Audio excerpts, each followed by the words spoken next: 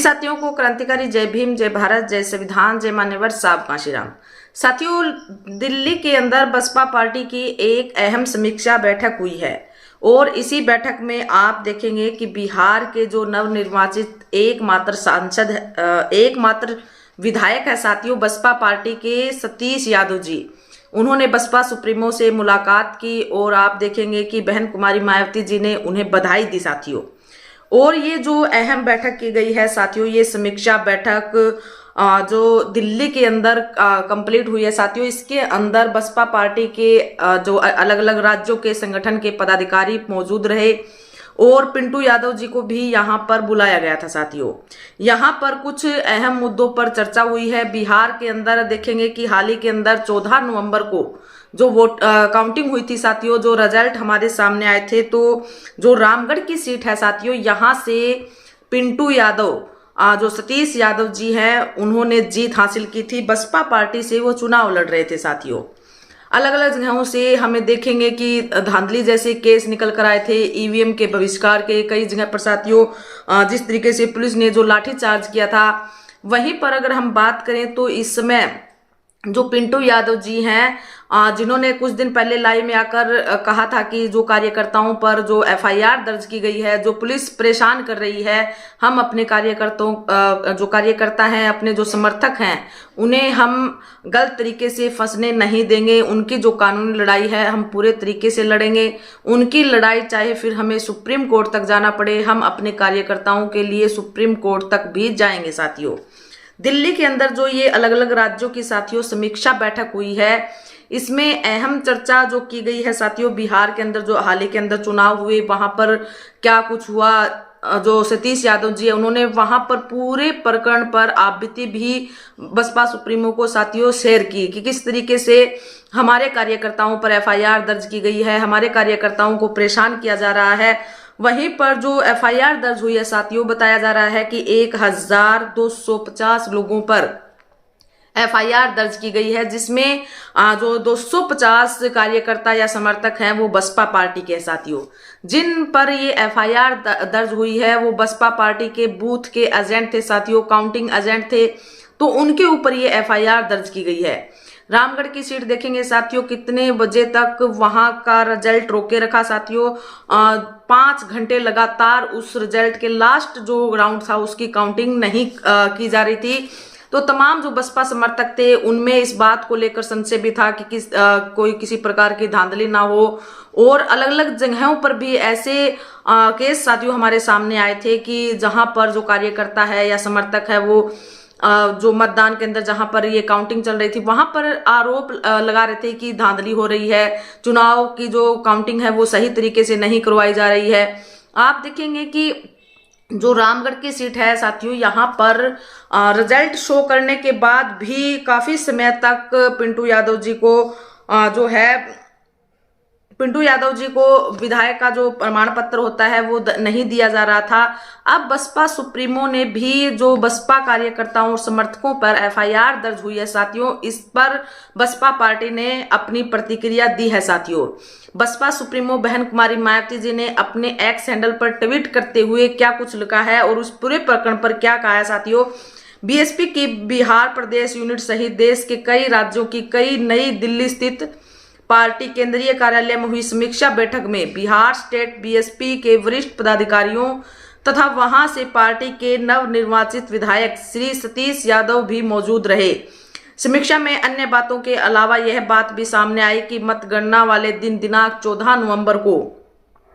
विरोधी दलों के असामाजिक तत्वों द्वारा कराए गए उपद्रव में बीएसपी के विधायकों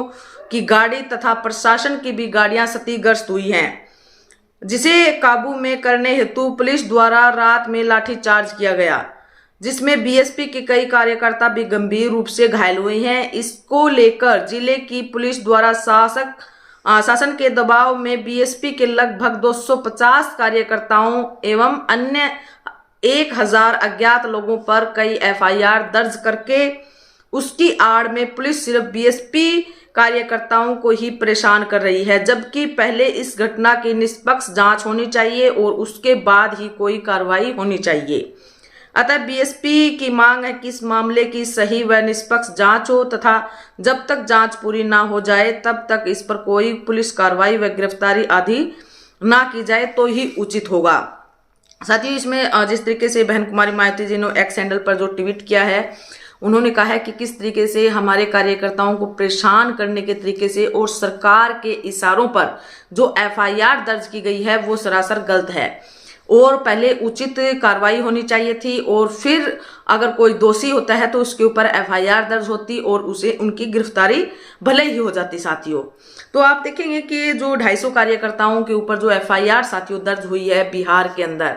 बसपा पार्टी जिस तरीके से बसपा पार्टी की जो छवि है अनुशासन में चलने वाली पार्टी है साथियों, ऐसा पहले कभी नहीं हुआ कि बसपा पार्टी के कार्यकर्ताओं या समर्थकों पर एफआईआर दर्ज हुई हो और इतनी संख्या में दर्ज हुई है। साथियों, ये पहली बार बिहार चुनाव में हमें देखने को मिला कि 250 कार्यकर्ता और समर्थकों पर एफआईआर दर्ज की गई है, जबकि आप देखेंगे कि बसपा पार्टी के जो कार्यकर्ता है या पदाधिकारी है, छोटे से लेवल बड़े लेवल तक, वो हर एक कदम सोच समझकर उठाते हैं और संविधान और कानून के दायरे में उठाते हैं। साथियों,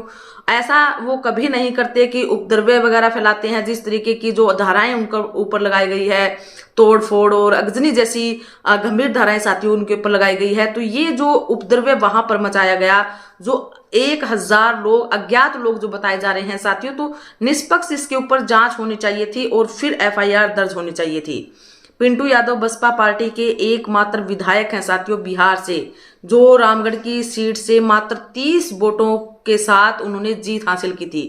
जो मार्जिन था साथियों 30 वोटों का था। पिंटू यादव जी 25 वो जो राउंड थे 25 के 25 राउंड में पिंटू यादव जी आगे चल रहे थे और लास्ट राउंड में साथियों जो अंतर बचा था वो 30 वोटों का, और 30 वोटों के साथ पिंटू यादव जी ने यहां पर जीत हासिल की थी। उसके बाद जिस तरीके से जो उपद्रव्य की घटना आई साथियों, जो गाड़ियों के साथ तोड़फोड़ की घटना आई, उनको आधार बनाते हुए बसपा के कार्यकर्ताओं पर ये एफआईआर दर्ज की गई है। अब इसको लेकर बसपा पार्टी सक्रिय रूप से नजर आ रही है साथियों, और दिल्ली के अंदर ये अहम बैठक की गई है और इसमें पिंटू यादव जी ने पहले ही कह दिया था कि हम अपने कार्यकर्ताओं को और समर्थकों को अकेला नहीं छोड़ेंगे, हम उनकी लड़ाई सड़क से लेकर सुप्रीम कोर्ट तक हम उनकी लड़ाई को लड़ेंगे और लीगल सपोर्ट जो उन्हें होगी हम उन्हें मुहैया करवाएंगे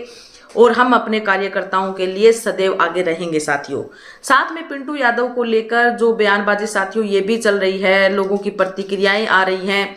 कि पिंटू यादव किसी अन्य दल में शामिल हो सकते हैं, पिंटू जो यादव हैं वो किसी अनदर पार्टी में जा सकते हैं। तो साथियों इसको लेकर भी पिंटू यादव जी ने पहले ही ये बता दिया है कि वो किसी अनदर पार्टी का दामन नहीं थामेंगे। वो पार्टी के एक सक्रिय कार्यकर्ता हैं, वो पार्टी के विचारधारा से जुड़े हुए कार्यकर्ता हैं, जिन्होंने अपने विचारधारा के बल पर साथियों बिहार के अंदर जीत हासिल की है। तो ऐसे कार्यकर्ता किसी अनदर पार्टी का दामन थाम ले, ये सवाल ही नहीं उठता है साथियों। तो पिंटू यादव ने पहले ही सोशल मीडिया पर और अपने जो ऑफिशियल पेज है साथियों उन पर आकर ये बता दिया है कि वो किसी भी दल के साथ या किसी अन्य संगठन के साथ वो नहीं जाएंगे। साथियों,